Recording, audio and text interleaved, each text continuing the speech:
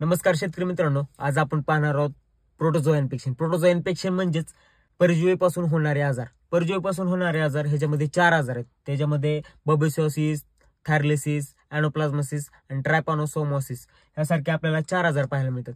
ह्या 4 आजार कसे ओळखायचे, तर त्याच्यामध्ये 4 आजारामध्ये ताप जो आहे तो मोठ्या प्रमाणात असतो. 4 आजारामध्ये प्रेझेंट असतो. राहिला विषय नसल डिस्चार्ज. नसल डिस्चार्ज जो आहे तो अॅनोप्लाझमोसिस मध्ये नसतो, बबेसिओसिस मध्ये नसतो, ट्रायपॅनोसोमोसिस मध्ये नसतो. फक्त तो प्रेझेंट असतो तो म्हणजे थायरलिसिस मध्ये असतो.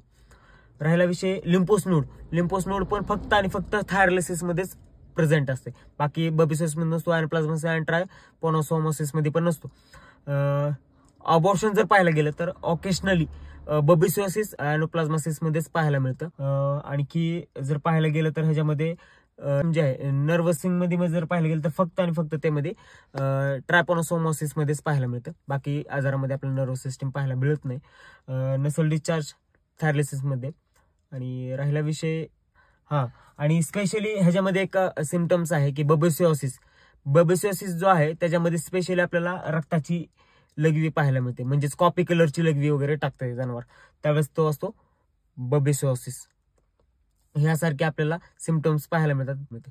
तर तुम्हाला एक व्हिडिओमध्ये खाली एक चार्ट देणार, त्यानुसार तुम्ही डायग्नोज लावू शकता की आपल्याला नेमकं अॅनोप्लाझमा झालाय, बबेसिओसिस झालाय का थायरलिसिस का ट्रायपॅनोसोमोसिस झालाय.